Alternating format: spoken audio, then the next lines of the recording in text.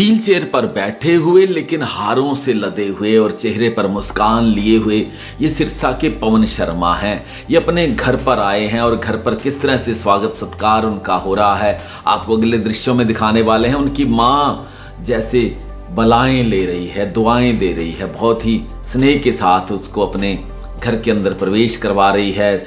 तिलक हो रहा है, पुष्प वर्षा हो रही है और माँ का जो दुलार है आप देख सकते हैं कैसा है। हो भी क्यों ना, क्योंकि ये पवन शर्मा है सिरसा का, जिसने कीर्तिमान स्थापित किया है तैराकी में और रग्बी खेलों में। इन खेलों में उसने अंतर्राष्ट्रीय स्तर पर प्रतियोगिताओं में हिस्सा लिया है। उसके बावजूद के वो दुर्घटनाग्रस्त हो गए थे 2007 में और लंबे समय तक बिस्तर में रहे, इसलिए भी वो मिसाल बने हुए हैं सबके लिए। और उसके बाद उन्होंने फिर से उठ के खड़े ही नहीं हुए, बल्कि उन्होंने बहुत बड़े कीर्तिमान इन खेलों में स्थापित किए। आपके लिए भी ये प्रेरणादायक बातें हो सकती हैं, प्रेरणादायक उनका जीवन हो सकता है। और जो भगवान से मांगा जा सकता है यही कि ऐसा हमें आत्मबल दे जैसा पवन शर्मा को दिया, और ऐसा सम्मान भी उसे मिलता है पवन शर्मा जैसा, जो इस तरह के काम को आगे बढ़ाता है। क्या कहते हैं पवन शर्मा अपनी ज़िंदगी के बारे में, ज़रूर सुनिए उनकी जुबानी। एक्चुअली मेरे एक्सीडेंट के बाद 2007 में मेरा एक्सीडेंट हुआ। उस टाइम बीटेक कर रहा था, तो एक्सीडेंट के बाद मेरा बीटेक कंप्लीट नहीं हो पाया था। तो लाइफ में बहुत सपने थे, बहुत कुछ करना था, पर उस एक इंजरी ने सब कुछ ख़त्म कर दिया था। तो 2007 में फिर से मैंने जब एक्सीडेंट हुआ तो एक नया जीवन शुरू हुआ मेरा। तो तब था कि ठीक है, अभी शरीर मेरा साथ नहीं दे रहा है, पर अभी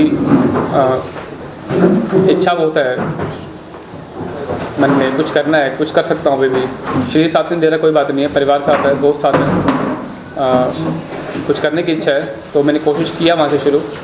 परिवार ने साथ दिया, माता पिता ने साथ दिया। तो मेरा रिहैब हुआ घर में, इस लायक हो पाया कि मैं व्हीलचेयर पे बैठ के अपने सारे काम खुद कर सकूँ। पहले 7 साल तक मेरे माता पिता ने सब मेरे काम किए हैं। उसके बाद मैंने दिल्ली गया था, तो वहाँ पर रिहैब के लिए इंडिया की रग्बी टीम सिलेक्शन हो रही थी। तो मैंने कैंप ज्वाइन किया और 3 दिन के सिलेक्शन ट्रायल में मेरा सिलेक्शन हुआ। तो वहाँ से मैं इंडोनेशिया खेलने गया था। तो वहाँ से मेरा स्पोर्ट्स का जर्नी शुरू हुआ था।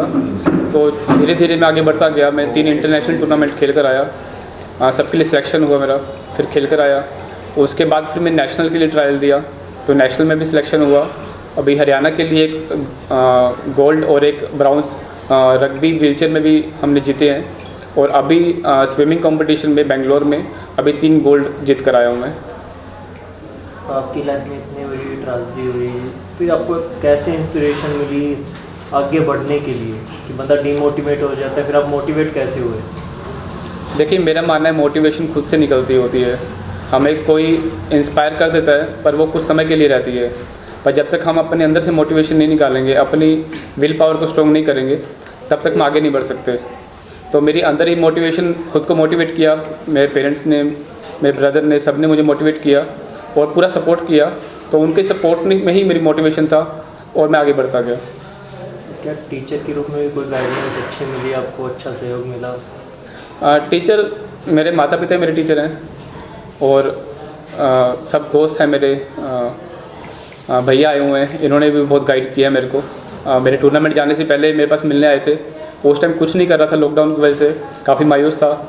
इन्होंने हिम्मत दी मुझे कि मौका मिलेगा तो कर दिखाएगा, और आज वही मौका मिला, मैंने किया। और आज भैया मुझसे मिलने आए हैं, तो मैं इनका थैंक यू बोलता हूँ।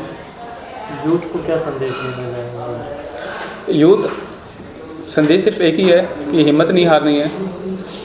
ऐसे बहुत से मौके आते हैं कि हम अपने आप को बहुत डाउन फील करते हैं, आगे दिखाई नहीं दे रहा होता है, टूट जाते हैं। पर एक मौका और भी आता है जो आपको आगे बढ़ाता है।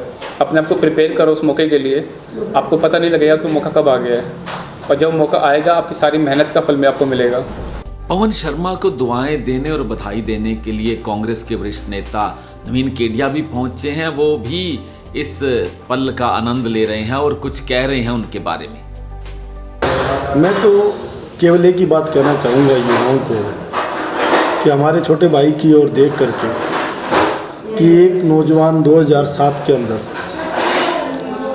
बहुत ही होशियार, मेरा इनके परिवार के साथ, राम स्वरूप जी के साथ बहुत पुराने ताल्लुकात था। इतना होनहार बच्चा था कि एक्सीडेंट हुआ, जीवन सब कुछ बर्बाद हो गया और एकदम जीरो पे आके खड़ा हो गया। 7 साल तक माँ बाप ने नहलाया धुलाया, कपड़े पहनाए, हैंडीकैप्ट हो गया, दोनों टांगें जवाब दे गई। लेकिन जब भी मैं मिलने आता था तो हमारे छोटे भाई में इतना हौसला था कि मैंने कुछ ना कुछ करना है, मैं ऐसे ही नहीं जाऊंगा इस धरती से। और उस जज्बात के साथ इन्होंने सपोर्ट शुरू किया और बहुत कम पीरियड में आज ये नेशनल जीत करके गोल्ड लेकर के सिरसा का और हरियाणा का नाम इन्होंने रोशन किया है।